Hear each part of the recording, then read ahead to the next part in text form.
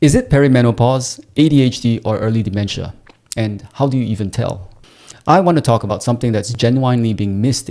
There's a window, roughly in your late 40s, where 3 different things can be happening in your brain at the same time, and they all look identical from the outside.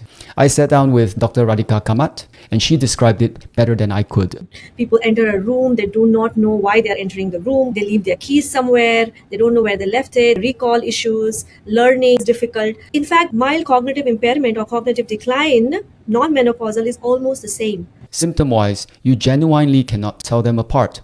Perimenopause, early ADHD unmasking, early cognitive decline. Same picture. The reason why the menopausal women have this sort of symptoms is because hot flashes, sleep disturbance, mood fluctuations, all of that puts pressure on the brain. And hence, they have these sort of cognitive difficulties. However, emerging data is coming up, which is very interesting, is that the cognitive decline that we see in perimenopause people tend to stabilize over time when they enter into menopause.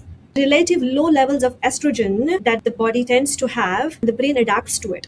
The brain adapts, and that's reassuring. You can have cognition the similar levels as it used to be pre-menopause. You would have no difficulty with cognition before menopause, and around perimenopause, you're going to have perimenopausal brain. But after, your brain and your cognition revert to before, and that's more normal. But however, if this persists even after menopause, and women comes in after 6 years of menopause and says, see, I'm still having issues with recall, I'm having issues with learning, I'm not sharp enough, what's going on? Then that is mild cognitive impairment and can lead to dementia, Alzheimer's. Here's where it gets a little complicated. The most complicated thing is the mild cognitive impairment and menopausal brain starts at the same age, around late 40s. The late 40s are probably the worst time to ignore cognitive symptoms, not because they're definitely serious, but because they are impossible to read without help.